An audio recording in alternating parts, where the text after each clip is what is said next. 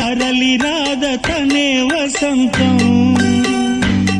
తన దరికి రాని వనాల కోసం తరలి రాద తనే వసంతం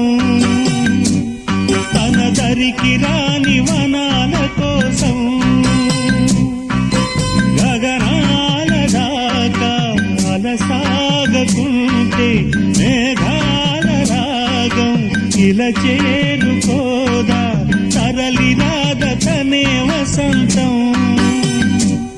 తన దరికి రాని వనాల కోసం